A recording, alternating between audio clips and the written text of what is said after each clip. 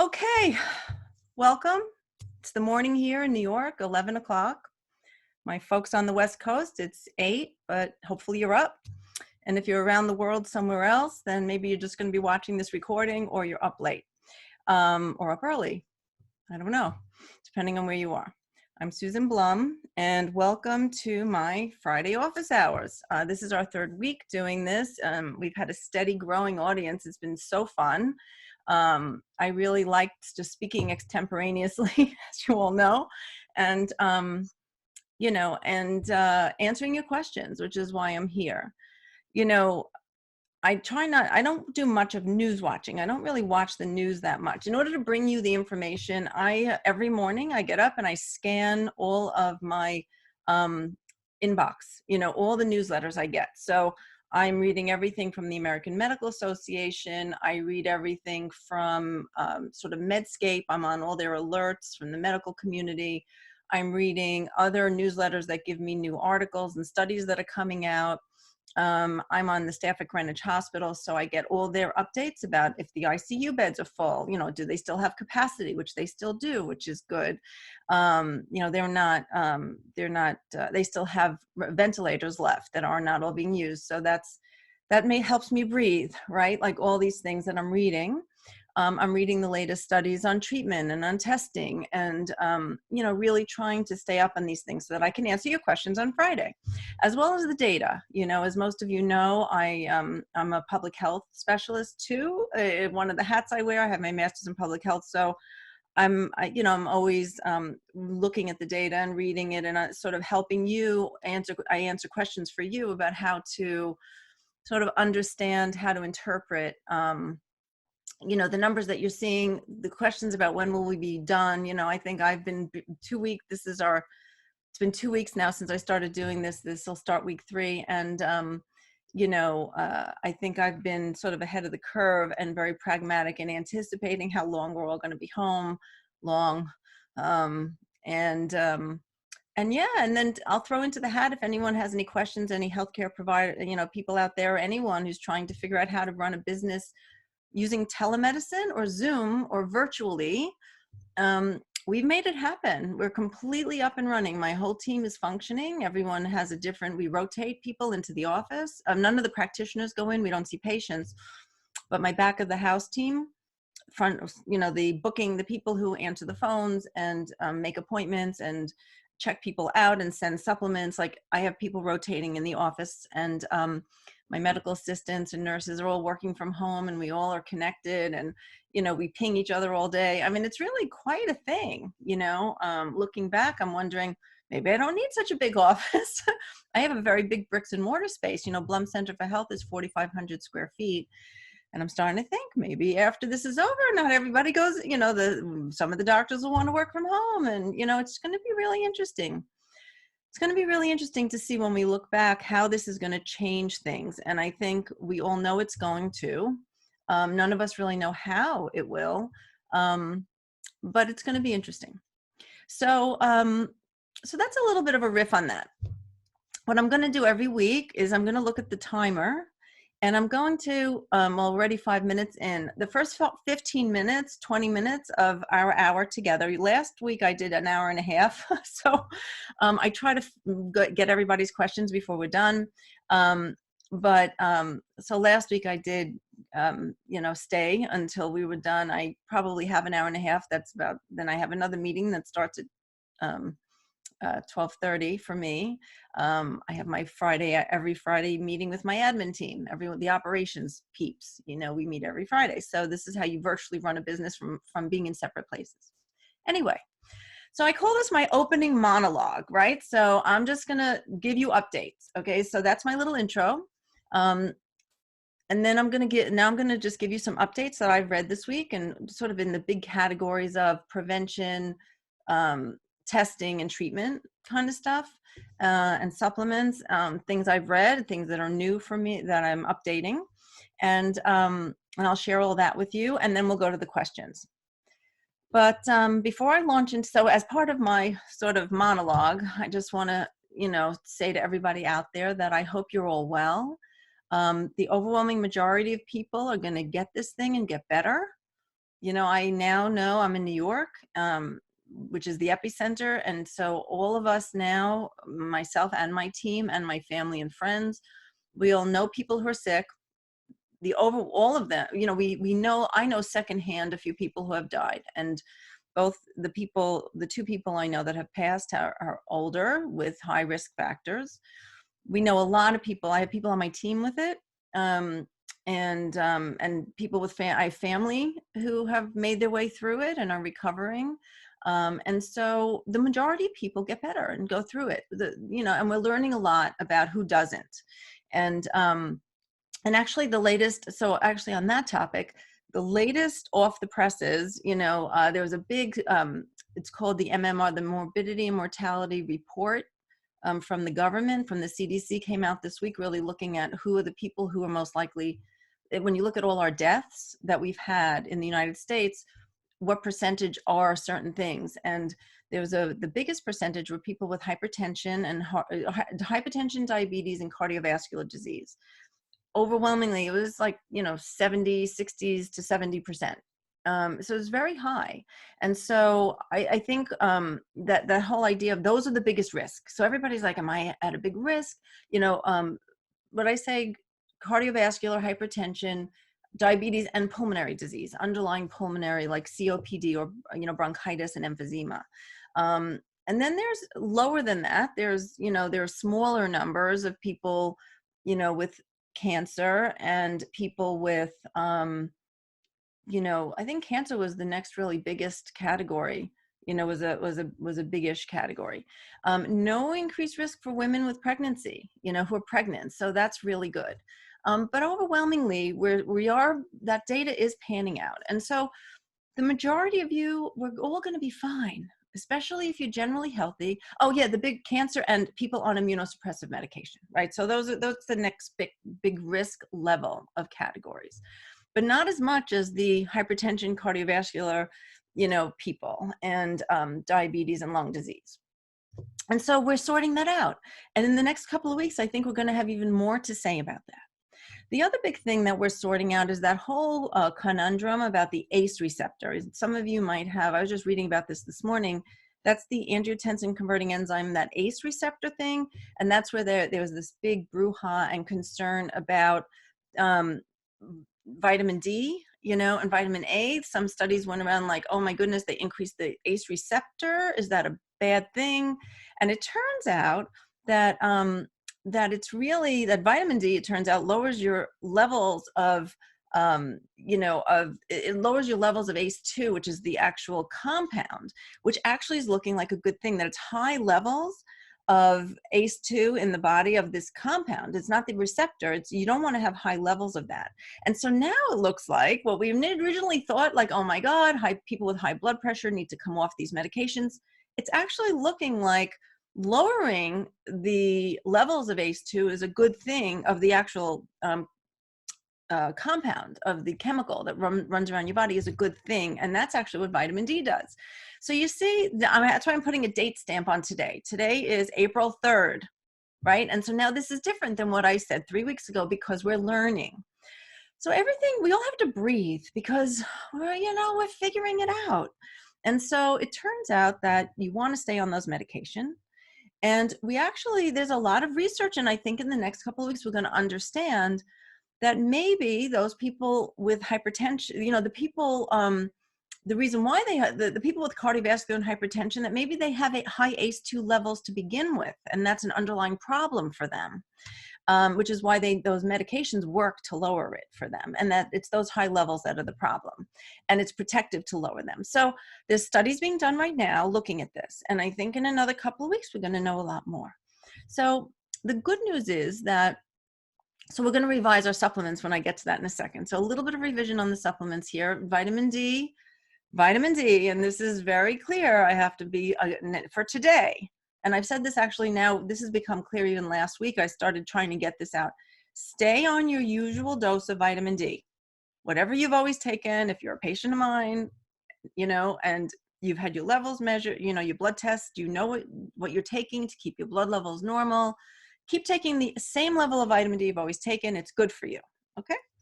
So that answers the vitamin D question. And so that's, but the World Health Organization is doing a lot of studies. And the really cool thing is that this is the first time in history of the world, you know, I don't know, history of the world. I can't, that's a little bit of an exaggeration, but what we're all talking about is how wonderful it is that all around the world, scientists are joining together. And so we're working collaboratively with scientists in every other country. Everybody's dropped what they're doing. And if any of you have ever heard me, like, because I'm an autoimmune expert, right? And so for the past several years, I've been talking about the next big frontier in medicine is figuring out how to treat viruses, because that's been the bane of my existence, because viruses trigger autoimmunity and we don't have good antiviral treatment. And so I've been sort of carrying on about this whenever I get a chance on a public forum or a speaking gig, you know, to say we need that's the next big breakthrough. The next big breakthrough in mankind and humankind is to figure out how to treat viruses, latent viruses, viruses that overwhelm us, but viruses that stay dormant in our body, like Epstein-Barr virus, which is a known trigger for autoimmunity. Even things like Lyme, which isn't a virus, but like infectious disease, you know, we have to do better, and we don't have good antiviral approaches. And all the scientists have put down what they're doing, and they're working on immunization for this virus and antiviral regimens and studying them. And I'm hopeful that if it's not this minute, if all the scientists around the world have dropped what they're doing and they're changing to focus on this because it's the need of the world, how great is that for how we're all coming together, crossing over boundaries, you know, countries, and you know, and so everything I'm reading is there's a great global collaboration happening.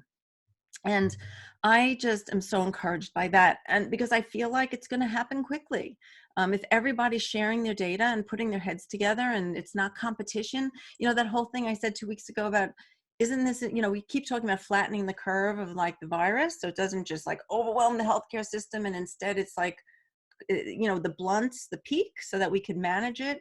Well, you know, we're that whole competition thing where everybody's, you know, fighting against each other to see who wins. Instead, we're all going to collaborate and we're going to flatten that curve and we're going to work together. And we're seeing it in the scientific community.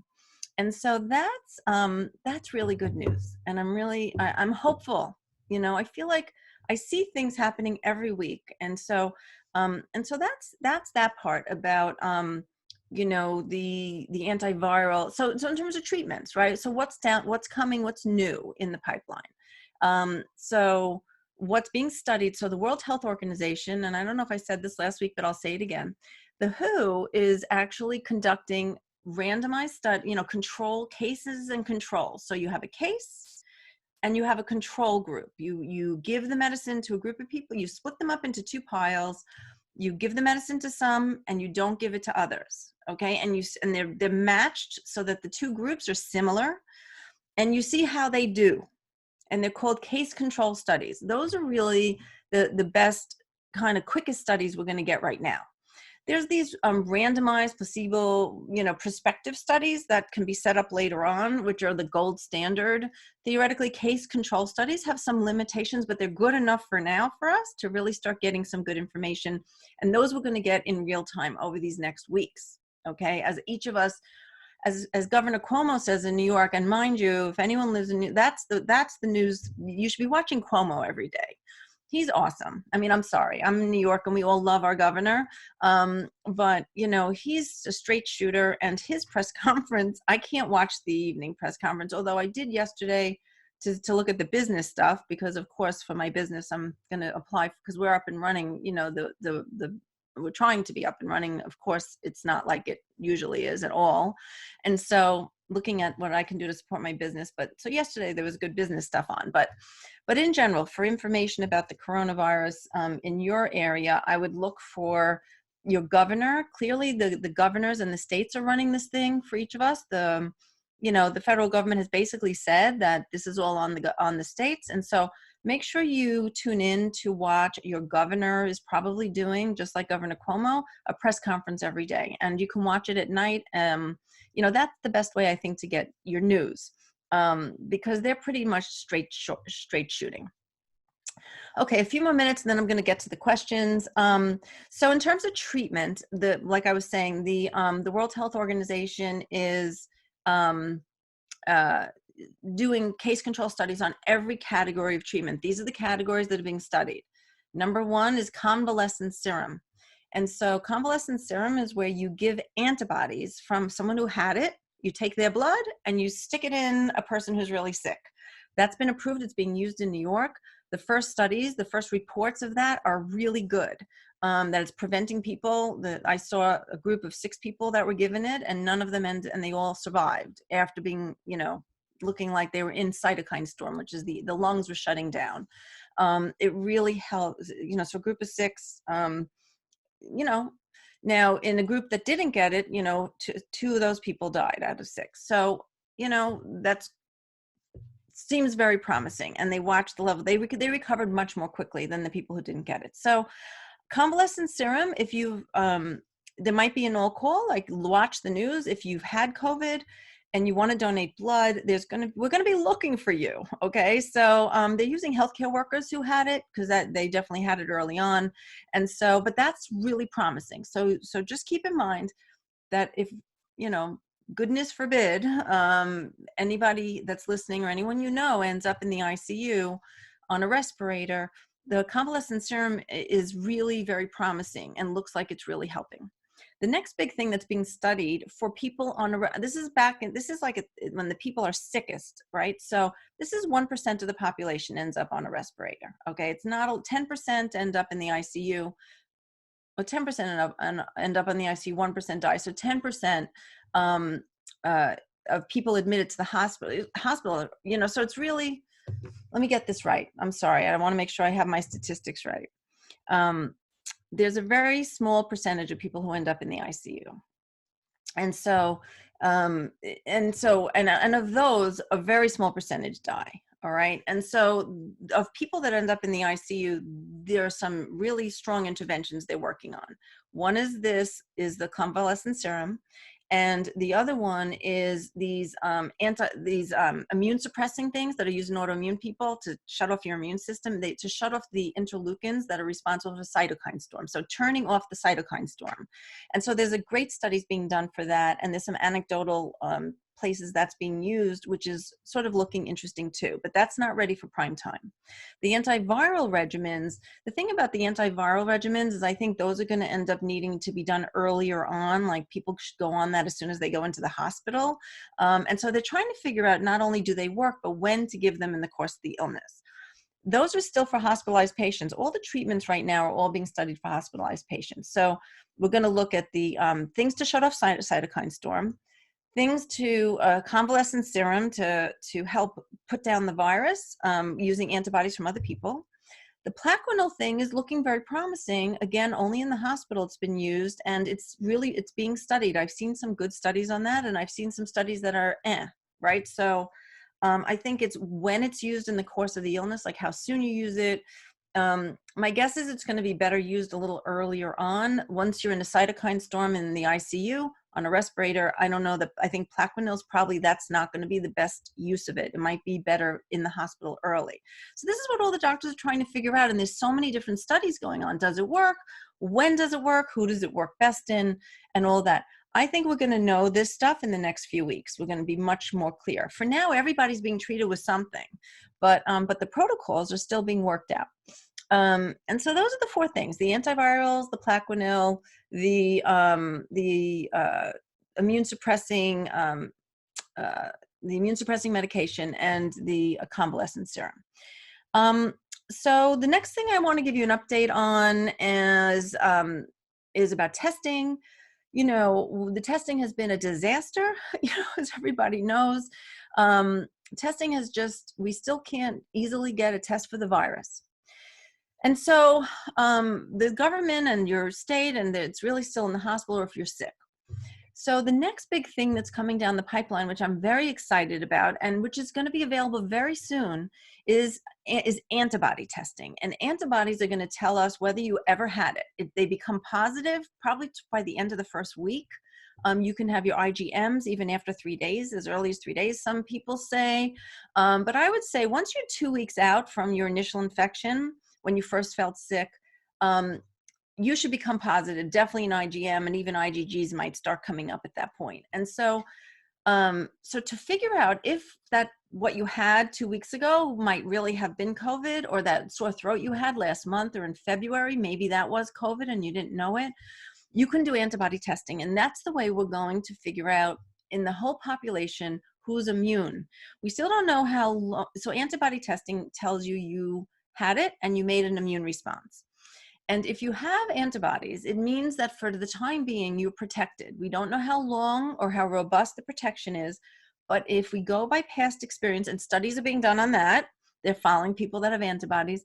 But in the meanwhile, if we think about old studies that were done, on old other viruses um, like Ebola and the other SARS viruses and the other coronaviruses and influenza, we know that if you have antibodies, it protects you. So we're going to go with that for now, right? And so we can start testing that.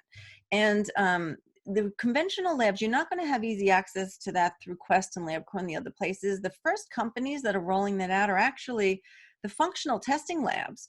So in functional medicine, I've been sending at-home finger stick kits to people already from a couple of the companies we work with that do food sensitivity testing or do other kinds of antibody testing for autoimmunity. And a lot of these, I have these companies that already know how to, or their machinery is all set up for sending direct to patients test kits that are finger stick. And so two of the companies I work with have told me that they're in the middle of getting the COVID.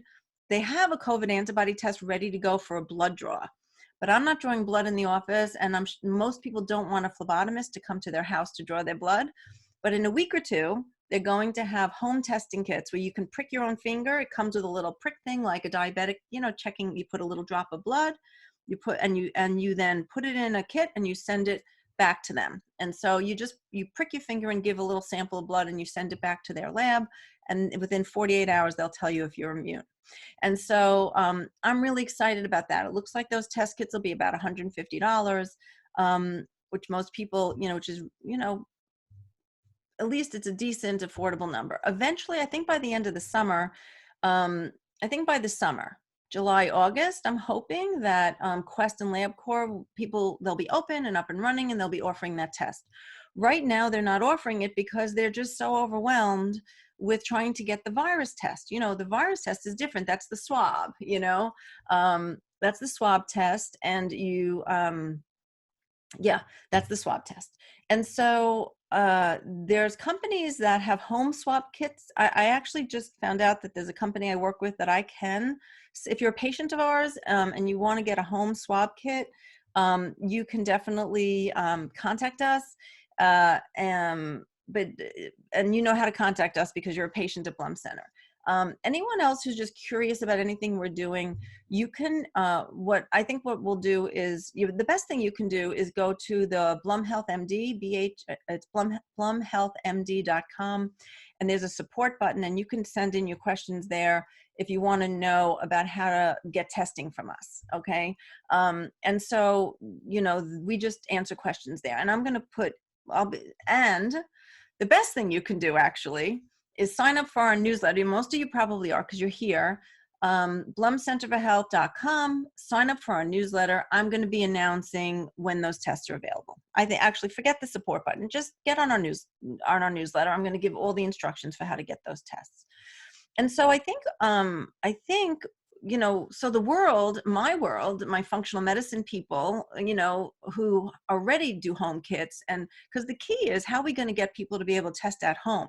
Because you can't get into a lab. There's no place for you to go, and we're all stuck at home. So you need to get it to your house, and then you need to send it back out from your house. And so in my world, we were doing that already. And so we're like flicking that switch, and everybody's like trying to get these tests to you. So that's what's happening in the world of testing. So coming soon, we're all going to get to test our immunity, and we'll finally know how many people were infected with this thing, so we could see if when we're going to get herd immunity, HERD, which just means when a certain number of people are positive, the virus can't spread so fast, right? It hits walls because it bumps into people who are immune. And so it just sort of, the virus can peter out and just disappear once a certain level of the population are all immune. Okay, so that's going to be really important. Okay, so that's the antibody testing. And then last but not least, I know there's going to be a lot of questions about supplements. So let's just do supplements very quickly. The updates.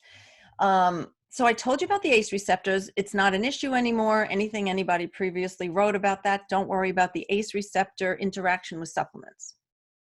Thankfully, we could not worry about that. The other big thing is what we're learning about this thing about cytokine storm and supplements. So cytokine storm is the, so what we're learning is the cytokine storm, we're learning what the pathway is. So there's something called the NLRP3 inflammasome. And it's this inflammatory sort of, that's the name of like the system that goes haywire and releases like hundreds of cytokines, like tons of different cytokines. And so, but there's like a system that's amping up. And it's this thing called this inflammasome. And it gets going with activation of something called NF-kappa B, which a lot of us in the biochemistry geeks like me, like us functional medicine folks are biochemistry geeks. So we're always looking at pathways. And when I use supplements, or when we use supplements, we're trying to figure out how to influence pathways that we know are activated. So we're learning what this thing called the cytokine storm is, which pathway is activated. And so now we know that's the pathway that's activated. And so now you can say, well, which supplements are good for lowering that path, for like quieting down this inflammasome, right? This pathway. And there's two new kids on the block that I want to sort of tell you about, okay? One is, well, there's actually three that we think that are safe and easy to take that are gonna that lower that pathway. One is vitamin C, and I've been talking about that like crazy. So, you know, for prevention, if you can get yourself up to 3 grams a day, 3,000 milligrams a day of vitamin C, if it gives you diarrhea, go a little lower.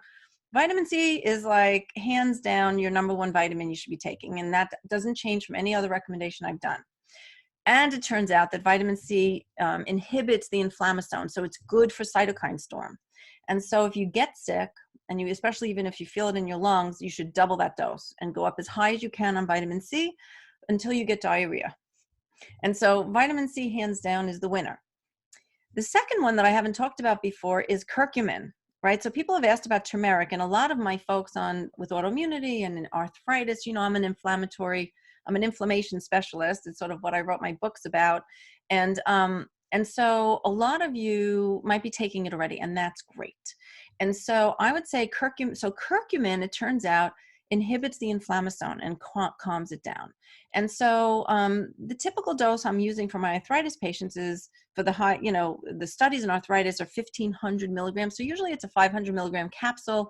You want to make sure curcumin is so it's absorbed. You want to take it with either black pepper, piperine, or phosphatidylcholine, which is a kind of fat.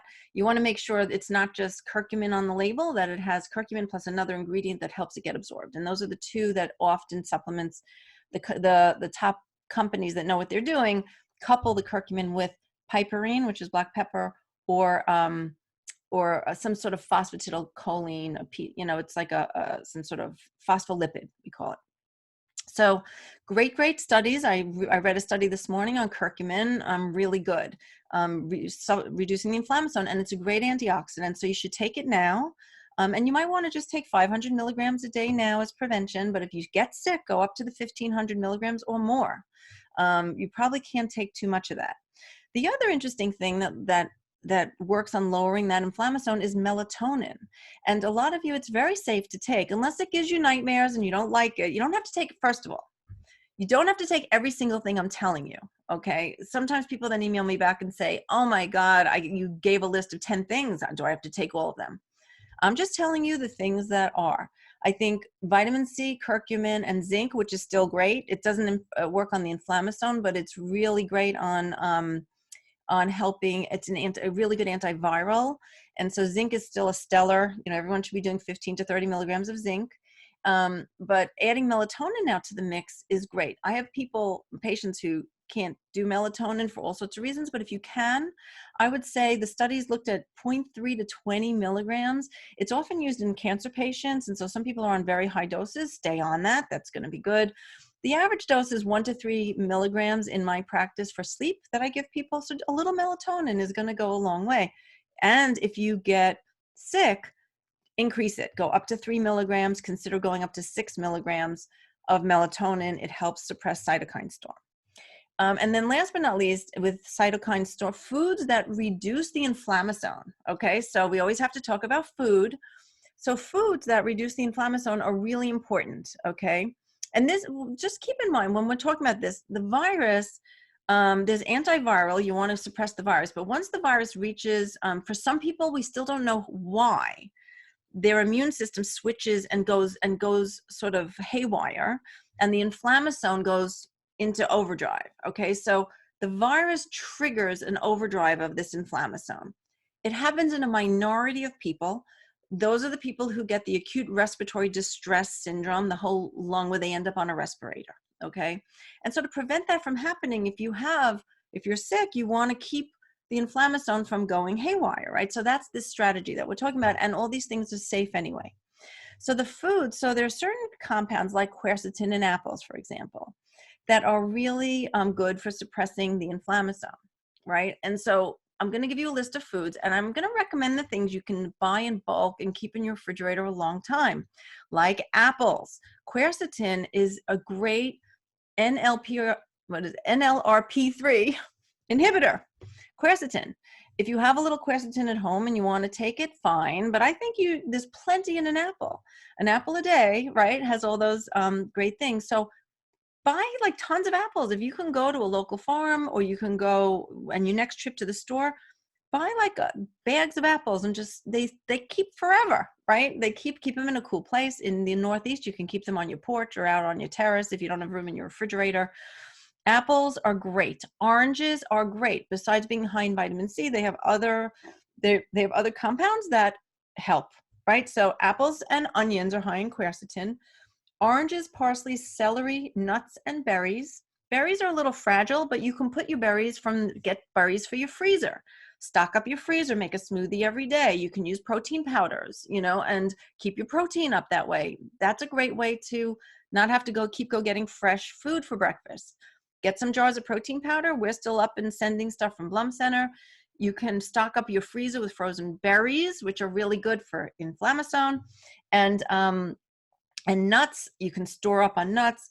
Celery, maybe that's one of the reasons celery juice is so good, is because, you're not going to be able to do a bunch of celery every day and do your celery juice, but you can certainly buy a lot of celery and use it in all your cooking and all your salads. Parsley, but celery stores a long time, right? So berries, frozen berries, nuts, celery, oranges, onions, and apples, you can buy, they'll last for 3 months. So if we're in quarantine, those are great things to stock your pantry with. The other really big thing is green tea, EGCG and green tea. If you have matcha in your refrigerator, throw it in your smoothie. Drink green tea. You shouldn't be amping up on too much coffee anyway. So the EGCG is actually really good for reducing the overactive activity of the inflammasome. So that's all my supplements. And then last but not least, before I go to questions, I want to, I'm going to post in here. Everyone keeps asking me questions about, should I wash stuff in the grocery store? And I'm just going to post this here now. Last but not least is prevention. And Sanjay Gupta on CNN, there's a great little video. I just posted it. Oops, wait a minute. I want to send it to everyone. It only went to panelists. Let me paste it here. And I just posted in the chat box. You can go to CNN to their videos, and it's Sanjay Gupta wiping, cleaning groceries demo, okay? And you can find it on CNN, I'm sure, but I just gave you the link. For prevention, there's a whole discussion. Should we wear masks? Should we not wear masks? Everybody should be wearing a mask when they leave the house. When you go to the grocery store, he showed you a video about how to take your gloves off to be careful, how to wipe things down when you come home. We should all be doing that, okay? Wear a mask, but make sure that you fit the mask really well before you leave the house so that you're not like adjusting it with your fingers, while you're in the store. You want to get out of your car and have it snug and comfy, and then don't touch it. And then have those, get those wipes or Purell, whatever you're doing, even if you're wearing gloves or plastic, if you're not wearing gloves, it's fine too. Just keep washing your hands and wiping them down, and wipe down your cart. And then he's going to explain, how to wipe down the food when you come home. Okay.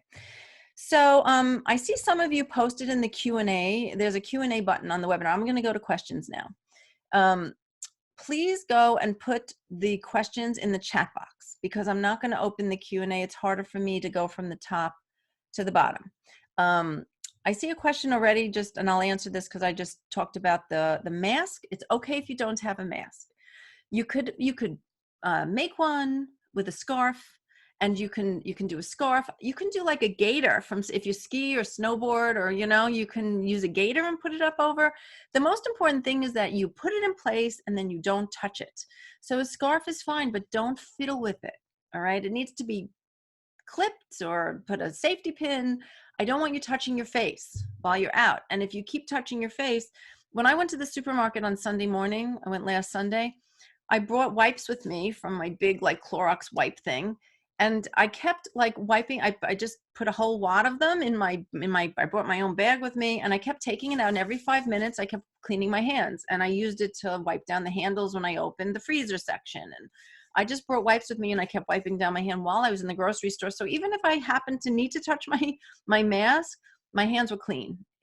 Every 5 minutes I kept wiping it down. Now, don't forget, when you put a wipe on your hands and you touch something, it's going to stay sterile for I don't know how long it works to keep your hands sterile, but I think for a good 5 minutes, anything you touch won't stick.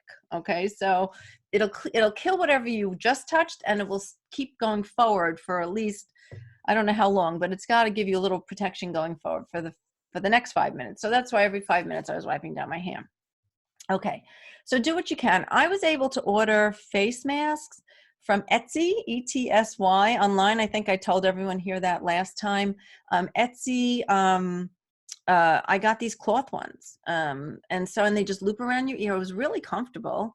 One of the members of my family was too big for them, so we've adjusted it, because I found that they were adjusting it when we went out to the store. So that's what made me realize you really have to make sure it fits. And so you can always do that. You're home to get a needle and thread and just stitch it up, or take a safety pin and pin it so that it stays put. Okay. All right. I'm going up to the top, and I'm going to answer questions. All right, good. Let's see. Hi, Julie from England. All right. It's late there, but that's okay. It's not too late. Everybody, you're welcome. 5 p.m. in Paris. Good to hear from you. We're a global community. We're in this together. Yeah. If anyone has epidemiology questions as we go, I'll answer those. Today's not the day. I talk a lot about the epidemiology, which is the curves and when it's going to come down. I did a whole summit with what's their names? What do we call it? The COVID-19, summit. And it's on YouTube. We posted it on YouTube. It's also on my Instagram and Facebook pages. You can find it. I did a whole webinar last Saturday, which is up and free, on public health and curves and epidemiology. So that's if you don't really understand what flattening the curve means, and you don't really understand when we're going to get out of our houses, I sort of talk all about that. Okay. I have 3 autoimmune disorders. Is it safe to continue with berberine and selenium? Absolutely. Berberine is awesome for the gut. And if you have autoimmunity or any kind of if you've been working on your gut microbiome, I didn't talk about probiotics on supplements or the gut health. Now is a good time to really, while we're all home, right? Now's the time. We're going to breathe. We're going to do some work on ourselves, right? Look at all actually, I've been so busy. I get up and I shower every morning because I get in front. I'm seeing patients all week. I'm doing videos. I'm doing public stuff. So I'm actually getting up and getting dressed every morning. I feel like I have a work week like usual, but the majority of people are not me, and not needing to. A lot of people are working very hard still from home. And actually it's been a challenge, because especially if all your family's home. But what I would say is then for me, even on the weekends, there still is a little less to do, right? And now is a good time to work on yourself. Everything's going to slow down as we settle into this month of April. I think we're going to be home till June 1st. You heard it from me first, although maybe you've heard it from somewhere else. In New York, I think we're gonna climb the mountain and start coming down the last week in April. So we've got, where are we, April 4th? Yeah, 2 more weeks till we start hopefully seeing the curve, really level off of hospitalized people. This is the hospital system. I think we're already once our testing catches up, we can't say anything about where we are because we haven't done enough testing to even know whether our new cases are leveling off, but we suspect our new cases are starting to level off. We're in our third week of quarantine. And so I think in 2 weeks, 1 to 2 weeks, we're going to really see the curve, the new cases being flattened. It's going to be the end of April till we get over the hump with the healthcare system. And we'll be on the other side of the mountain by May 1st, but we can't all start going outside then. That's when we catch up, right? That's when everybody breathes, we start catching up, the numbers start going down. We can't go outside, but hopefully by then we're going to catch up with our testing. So everyone will know who's immune, who's not immune, who had it, who can go outside, who can't. If you're immune, you can go outside. And so some people can go back to work. Some people will be able to get out because our testing will get caught up, hopefully by the end of May. So I think we're going to be home for April and May. I've been looking at my garden. I'm going to go online today and start ordering seeds. In the Northeast, you can plant snap peas and sugar. The different kinds of peas can go in the ground now, and arugula. I have one of my team is an avid gardener in her backyard. I'm going to really work on my garden this year. And so, so outside in nature, right? But the other thing you can do, I know I just spun off on a tangent, didn't I? The other thing that you can do, it's good time to get your gut fixed, right? If you have autoimmunity or inflammation, or you're concerned about your immune system, the gut immune is 70%. The immune system is 70% in your gut lining. Berberine is great for treating dysbiosis, which is the first step towards healing leaky gut, which is the first step towards repairing the immune function that's coming out of your gut. And so we definitely want to, oh, hi, Wendy. Wendy, if you have a question, put it over on my, my chat list. Okay, I just saw you raise your hand. So anyway, that's the story. So go ahead and do your gut work. This is a good time. It will not stress your immune system and put you at risk to go ahead and do working on your gut. If you're not sure what it means to work on your gut, I do have resources for you. Let me just put this up to everyone. This is Blum Health MD, blumhealthmd.com is my other website where we have our online programs. And I have a do-it-yourself Heal My Gut program. I have a 10-day and a 30-day. You sign up, you get daily emails. It's like it's an automated system. You get emails twice a week, and you also get support from our health coach if you have any questions. And so if you have digestive symptoms and you're worried about your gut, if you have autoimmunity, go ahead and work on your gut repair now. It's a good time. Because the virus is going to be around for a while. And so in a low level in our population, we're going to get out of our houses because we'll be able to test more people. We can quarantine the people. The goal is to quarantine the people who have it and not everybody else. And once we know who's immune, and once we could rapidly test people and see if they have it and keep them home and all their contacts home, which we should be able to hopefully do by the summer. Part of it depends on whether the public health system can get its act together federally. I mean, the federal government's been, the head has been chopped off, and now it's just all the governors trying to do it. And some of the states don't have great public health systems. But it's the public health department that's going to have to figure out how to get this widespread enough so that we can leave our houses. And so, yeah. Advil versus Tylenol, absolutely. Oh yeah, selenium is a great antioxidant. Antioxidants are key right now. Antioxidants reload your immune cells, your soldiers who are out fighting the good fight and killing the virus. If you get it, the most important thing is if you get exposed to the virus, we want you to keep a low level. We don't want the virus to explode in your body. Viral load is part of the whole reason some people get really sick and some people don't. If you get just a little bit of an exposure, like off of food or off of a package from a store, which I don't think really happens, we just think it could. We have not documented that. But a tiny little exposure is going to get you less sick than a huge exposure, which is why our healthcare people are getting so sick is because the virus in the air in the hospitals is all over the place. Okay, there's so much volume. They get such a big inoculation. And I want to take a second to thank our frontline people. I get a delivery, I open the window, and I thank people for their service. We should all, in our morning meditation and our prayers, pray for my colleagues. Pray for all the nurses and the frontline people and the aides and everybody who's in the hospital every day. I'm in New York. Everybody's been recruited. All the local primary care and like all the main doctors' offices have become satellites of hospital systems. And so the hospitals are pulling all the doctors and all the people that work in the community, the private practice doctors, and they're making them go into the hospital to treat everyone. Like it's all call for everybody. And so they're really being required to go. And, you know, there's a lot of fear around here about that. And, you know, that whole thing. But I just want to say right now, thank you for your service. And thank you for being on the front line. It's extraordinary what's going on and the risk that these people, that so many people are taking to keep us all safe at home. So we have to say that. So antioxidants, no matter where you get them. Okay, going back up to my questions. Here I go. So, oh yeah, Advil versus Tylenol. I was going to say that. No Advil. I don't care. Like the public health people, I think they're afraid of big pharma, like yelling at them for like not selling Advil or something. I have seen enough anecdotal evidence. I've seen reports from other hospitals, you know, who they don't have a study, but they're measuring the level of non-steroidal anti-inflammatories or Advil. The one group measured the Advil in their 5 people who died. I mean, you know, I've seen enough to worry me. And why? There's no reason to do it. And so I would stay away from Advil for sure. If you have a fever, do not take it. I haven't seen as much talked about other non-steroidal anti-inflammatories like Aleve.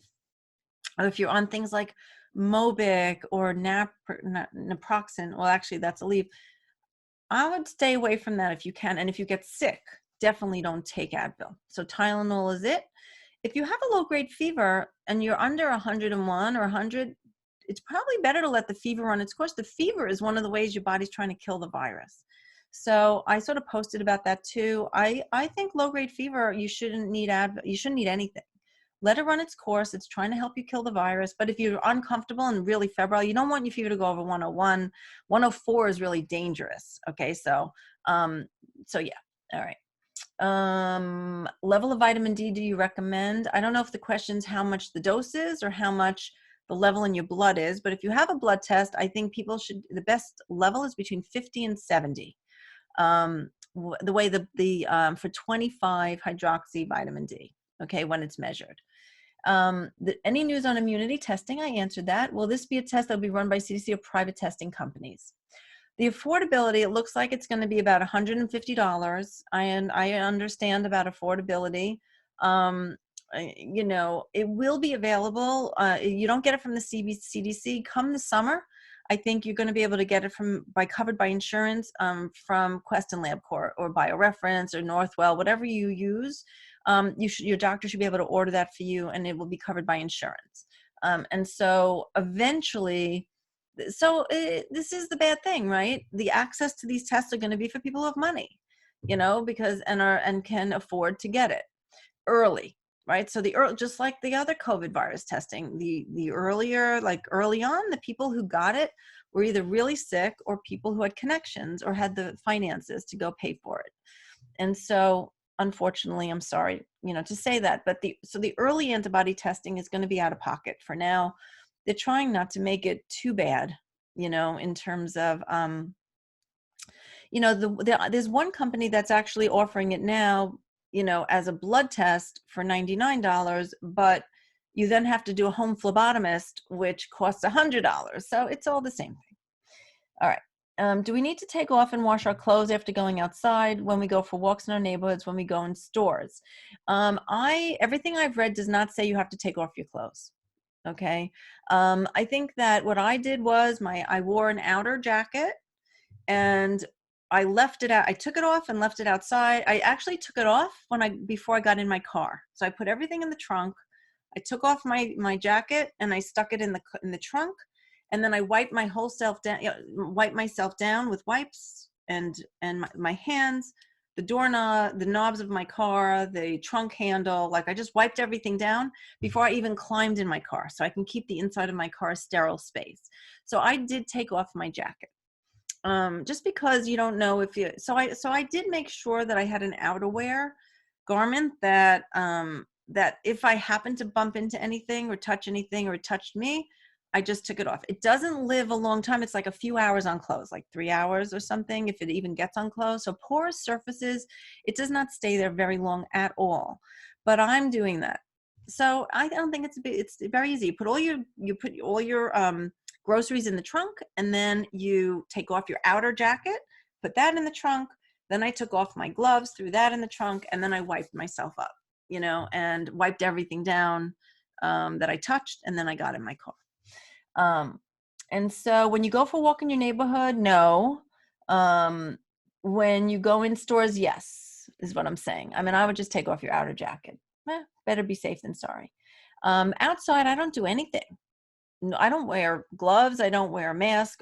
In my neighborhood, it depends on if you really think you're going to brush past people, but I'm going for a walk. I'm seeing people. I'm from the other side. If you see someone coming, we go to opposite sides of the road. I'm walking my dog. You're not going to get it walking by yourself outside in nature. Okay. I do not have a mask. Can you wear a scarf? Yes.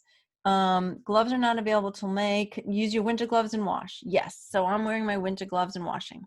The only reason to wear goggles is if you is just to make sure you don't touch your eyes.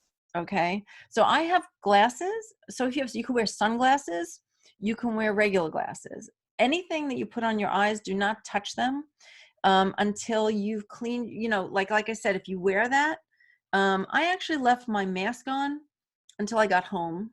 And I did that as part of my dirty sort of cleaning. And you'll see Sanjay Gupta, how he goes about like leaving things in, like, I left things in the garage and I staged everything. And that's where I took off my mask and, with clean hands, and I washed my hands again, like right before I went back into the house. And so I would stage things if you can. If you're in a tiny apartment, then, you have to have a dirty area where you put everything. And that's where you would take everything off. And so I would leave your mask and your goggles on until everything's clean and everything's put away. And then you take all that off and put that in the dirty pile, right? And then wash your hands again. And then when you go to load the laundry, and actually, so goggles you'll wipe down. Actually, you can take them off, the goggles, and just wipe them down with with a wipe. So you have to be really careful with everything. And then it goes on the clean side. And you'll see how Sanjay Gupta does it in terms of wiping things down. But I think that until we really know for sure, and we're in the part of the curve where we're still climbing the mountain, as Governor Cuomo says, let's be extra careful. Who sends the kits? So in terms of the kits, sign up for my newsletter, and I'm going to send out that information. You actually can't order them directly. They have to come through me or another functional doctor who has accounts with those people. So I'm going to share a process for getting the kits through me in a newsletter, probably a week from Monday. All right. So go onto my website, make sure you signed up for our newsletter, and I'm going to show you how to get it done. They're not available yet, but I'm hoping not this coming week, but by the next week, I'll be able to push out a newsletter that shows how to get it. And then if you know anybody, you can forward that information to anybody else. There'll be like a mechanism for patients of mine, and then there'll be a mechanism for the public. Okay. What was the name of the other ingredient needed in curcumin? Hi, Sandy. And so curcumin, it's black pepper. And the herb name for that is piperine, Piperine. Sometimes it's written like that, but it's basically black pepper. And so it's mixed in the capsule. The other thing that's often that it can say on there is phospholipids, like phosphatidylcholine is the most common one. Phosphatidylserine, it could be too. It's phosphatidyl something. But PC, phosphatidylcholine, is one of the ones often used, and it helps the curcumin carry into the body. You know, it goes across the gut lining and into the bloodstream because we need to get it into the bloodstream. So absorbability of the turmeric is really important. If you cook with it, you want to make sure that you're using it with a fat. So for example, so definitely start making curry, right? So curry and using turmeric in your cooking is great. You won't get as high a dose if you do it as a supplement. Um, we have, one of my favorite protein shakes that everybody who knows me knows that's what I've been drinking at home. It's Soothe, it's called. It's Ultra Inflamex from Metagenics. It's got turmeric in it. A lot of the companies have anti-inflammatory protein shakes. Zymogen has an Opti Cleanse GHI that has it in. Like we carry, like there's all these protein shakes, and so you can make your own and throw it in there, right? But what you would want to do is make sure you have good fat in there. So like when you make curry and you do it with some coconut milk, the coconut is going to help you absorb it, and you put some pepper in your cooking. So fat and pepper, if you're cooking with it, will help you absorb it. Okay. Sorry if I missed this, but are you going to post something or put in your newsletter everything you just said about the different supplements, about what you said, re-melatonin? Thank you so much for doing this. Stay well. Hi, Susie. Yes. So what I'm going to do, so I have a blog on the website, and actually I'm working on Monday. I'm going to send out my next newsletter. So I'm going to put that in there, and I'm going to put a link back to, I'll put the updates on the supplements, and there'll be a link back to my blog. And so there's an existing blog I have on my website. I keep sort of changing. So I'm going to change that and update it with this, and then I'm going to send it out. My next newsletter, like I said, is going out on Monday. So I'm working on that this weekend. So yep, I'm going to do that, and you'll see it there. Will the recording be available somewhere or emailed? Everybody is going to, oh, sorry. So you know what? I apologize if I said your name out loud. So if you when you send a post to me, when you send a question, if you write to panelists, then that's just to me, and I won't say your name. I just realized I apologize for if you didn't mean me to say your name. If you send to everyone, not everyone's posting their questions. You can toggle it and send the question to everyone. So not everybody actually sees all the questions. So if you're okay with people seeing your name, I would say to post your question to everyone. If you don't want people to see your name, then you can post it just to me, and I'll be more careful. So will the recording be available somewhere or emailed? Yes. So everyone who's on this list is going to get, who signed up, you're going to get a link to the recording. And all my recordings are now going on YouTube. So you can go on YouTube and just look for Dr. Blum Friday office hours, and it'll come up. And I know my last 2 weeks have been up there too. So that's there. How long do droplets remain in the air? Not long at all. Okay. It's like a couple of hours. I think it's even less. I think it's like 30 minutes. It depends on where you are. So so the issue is if you're in a closed room, that has not good air circulation, it could last longer. But if you're outside and you're farther away from someone, it doesn't even get there, and it goes out a little bit and then it just goes down. So it does not last very long at all. Colostrum, a good supplement. Colostrum is really nice. Colostrum is like taking immunoglobulins, and so it's really good support for your immune system. It's dairy though, so if anybody struggles with dairy, probably not a great thing to do. What we've been using instead is, so it might upset your stomach. The same thing with cold processed whey, right? So whey protein powders that are cold processed and organic, and from grass-fed cows, it could actually be a good option for boosting your immunity in general. Whey protein, if you tolerate dairy.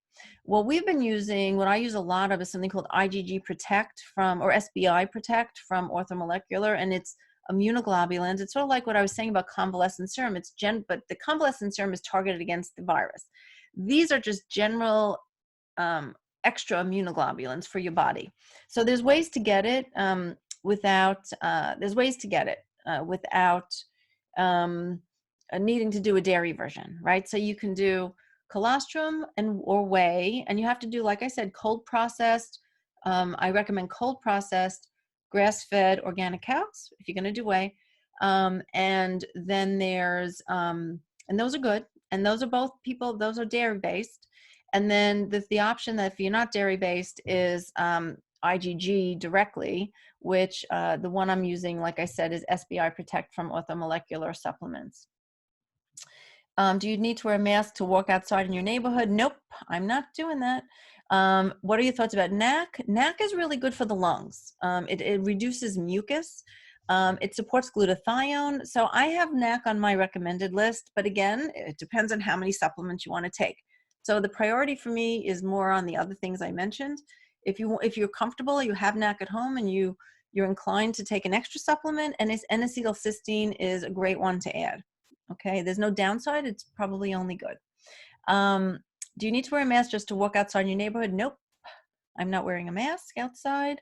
What do you think about elderberry? Elderberry is great, okay? Elderberry is really good, antiviral, supports the immune system.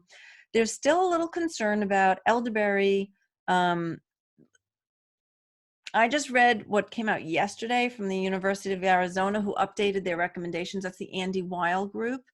And they are still saying if you get sick, even an early virus, it's good. Take the elderberry. But if your fever starts going over 100, or you start really having any chest, if you have any pulmonary symptoms or cough and you're concerned it's in your chest, a lot of people are not having that, by the way.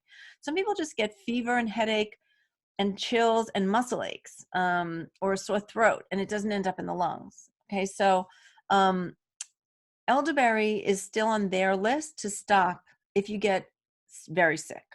And if you, which very sick means you could end up in some sort of cytokine storm. You know, if you're getting really sick, it doesn't mean you will. There's a minority of people. Don't be afraid. We really have to not be so afraid that we're going to end up. The majority of people really still have those risk factors. They're older. They have the risk factors. The younger people that are working in the hospitals, I believe we're going to find out they just had a huge exposure. We exposed our healthcare workers. It was a disaster because nobody warned them that 2 to 3 days before, we didn't know, or they didn't think about this. We didn't have enough masks to give every single person in the hospital. As soon as they walk in the emergency room, a mask should be put on people. Every healthcare worker, anyone walking the halls in a hospital should be masked up.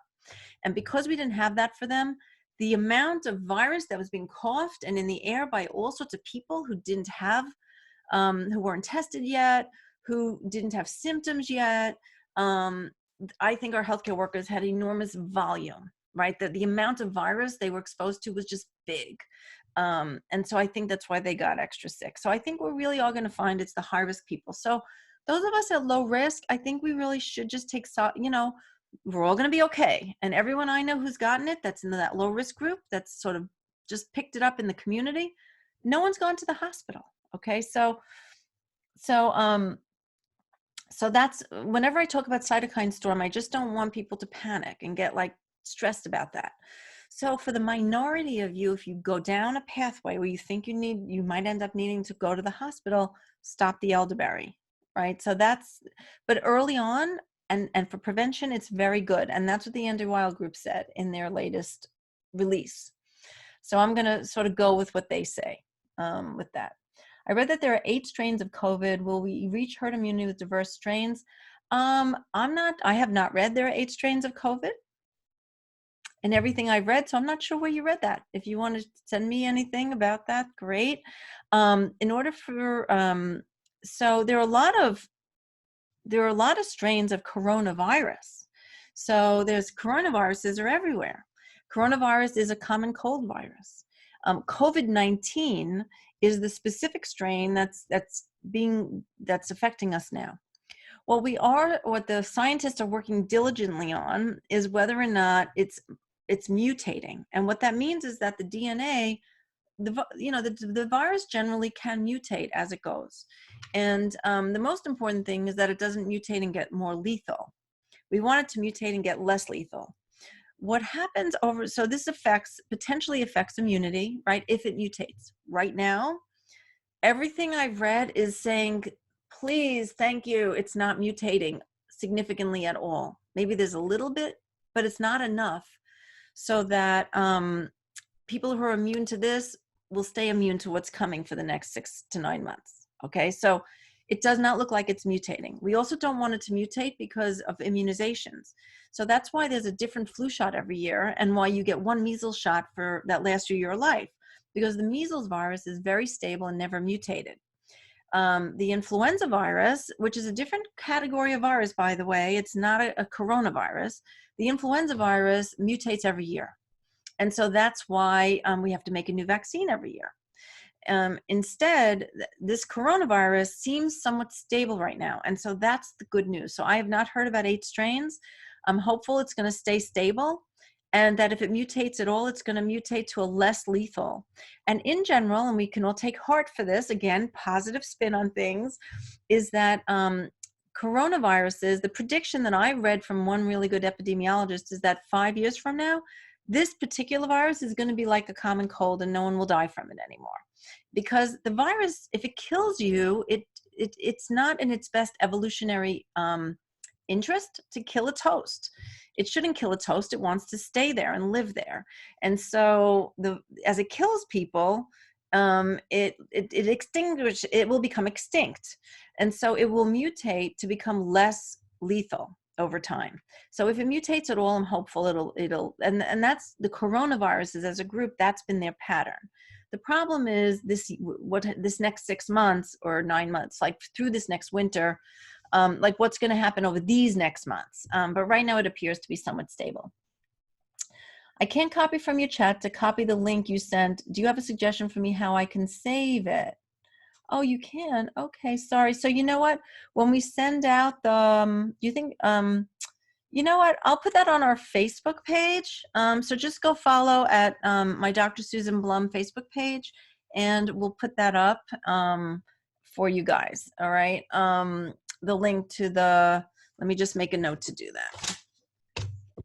Or maybe we can even put it on the YouTube when it goes up. So the CNN link for washing hands, right? Or not washing hands, for washing grocery stuff. And then we'll put that up there, and I'm going to put the link to the updated supplements. All right, got it. Do you think it's safer or significantly safer to order food online instead of going to the grocery store? So here's the thing. I'm having a devil of a time getting deliveries here, right? For fresh produce. I'm getting everything else I need ordered. I think delivery's better. You have them leave it outside, no contact. Great, thank you very much. And then you just bring it you bring it into the house and you wipe down the packaging. So person-to-person contact is the biggest issue, and you do have to be careful about who's delivering it, but that's much easier because they just drop it and leave. So you're not going to have any interpersonal contact with them. And then boxes that I get, if they're not perishable, I let them sit outside for a day because it can live for a day on cardboard. And so but I'm wiping down everything else. So if it comes the same day, you can open it in your dirty area. I'm doing it in the garage, right? So you open it, take everything out, leave the box in the garage, and then stage it and then clean, just like I said, like you're bringing it in from the grocery store. So if you can deliver, great, and leave gifts for your delivery people. Thank them a lot for their service. But I can't get fresh produce that way. So I'm figured out that I can go to I'm getting 2 weeks worth of fresh produce so that I don't have to go. I'm going every 2 weeks. And so I went last Sunday, and I'm going to make it through till a week for next weekend. I'm going to stay home for the next 2 weeks. There's a great place called nuts.com, just nuts.com. And I can put that on here. I don't want to blow them up too badly, but that's an awesome place. You can get all your pantry stuff, nuts, nut butters, grains. It's all organic. I did a huge stock up from them. Legumes, you can get all that stuff. So, and it comes like in 2 days. So nuts.com is awesome. So I haven't found I need to go. So I think delivery's better. But I'm finding I can't get perishable things online. That's really the problem. Okay. Where am I? Oh, people have been adding more questions. All right. What do I do if the only thing I can handle is zinc, vitamin C, and 50 milligrams of zinc, which I've been taking every day since my autoimmune started? Is that also safe to take every day? Yes. Yes. I have systemic lupus and some unknown condition with my stomach, but when I try and take the other vitamins, my chest starts to tighten and it gets hard to breathe. Wow, no, then don't do that. That's why I said, zinc, vitamin C is number one, zinc is number two. I haven't recommended curcumin or melatonin before, so that could be something for you to add and see if you can tolerate it. If you can just do zinc and vitamin C, good for you, and then work on your gut. You're an autoimmune person, so get a probiotic or do some like guts, that's what I would do, is work on your gut. Any thoughts on colloidal silver? Everybody asks me about that. I can't recommend it or not recommend it. I have people who love colloidal silver. I just don't have experience with it. So I can't tell you, but anecdotally, it's really good, especially for sore throat, right? So if you get a sore throat, you can do that. I think that it's good to just, especially after you go outside, if you go to the store, when you come back, just in case it came into your mouth, rinsing, just sipping hot water every 20 minutes, like drink a lot of tea for the next 24 hours. And you want to keep swallowing, because you want to swallow that virus and not inhale it.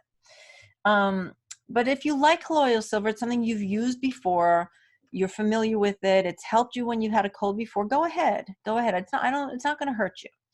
My husband, daughter, and I have all been sick for 4 weeks. If one person is positive for immunity testing, can I assume that we all are? Yes, I think you can.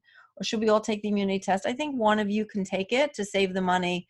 And then when it becomes widely available this summer, the rest of you can get tested. But if one of you tests positive, then, but see, that's what I'm talking about. This is going to be a good test for helping those of you who aren't sure, right?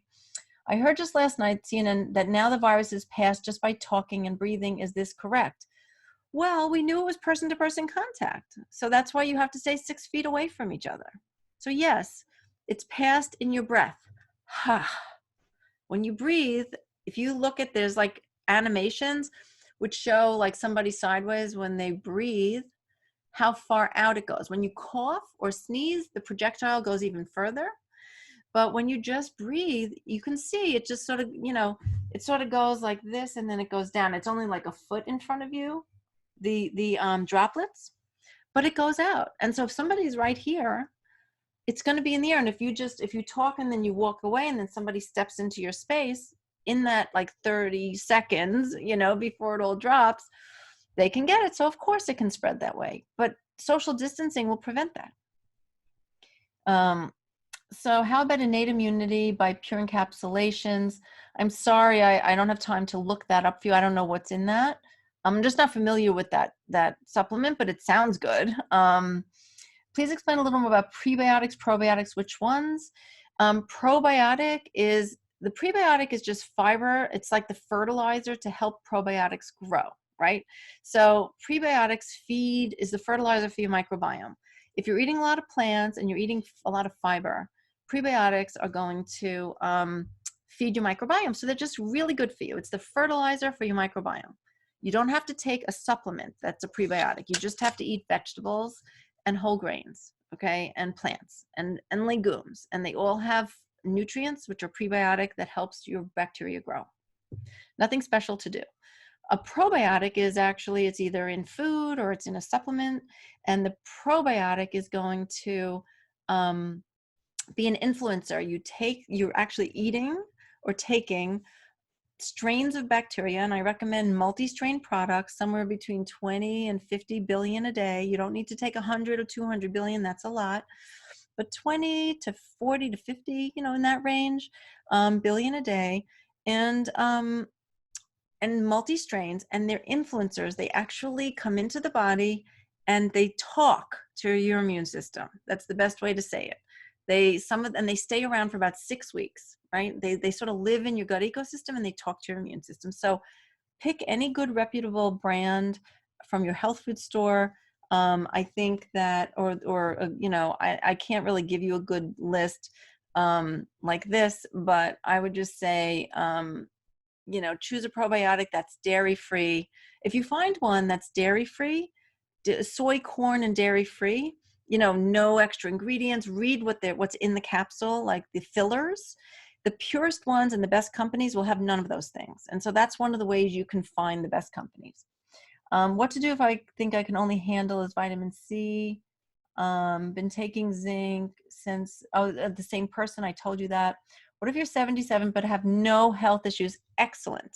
So that doesn't, then you're good. You know, you still are a little bit high risk, but not like, but you don't go into that top risk category.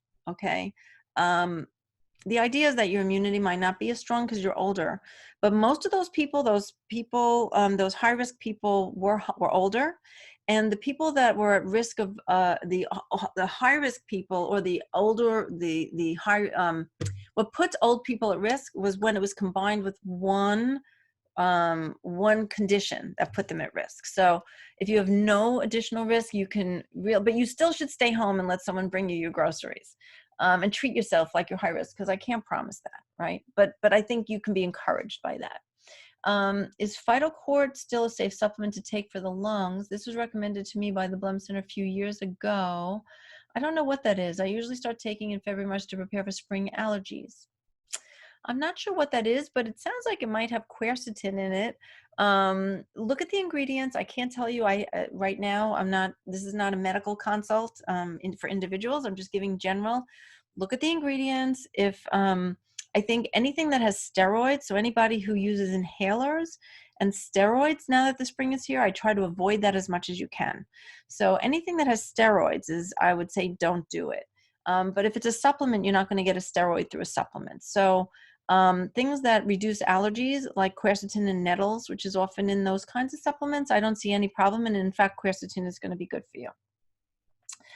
Oh, there's my lupus person again. I'm going to come back to that because there's a lot more questions, and yeah, you have a lot of issues. You know, you might want to come and schedule a consult with us at Blum Center. You know, I see you've posted a few times and you have a lot of concerns and a lot of health issues, very complicated.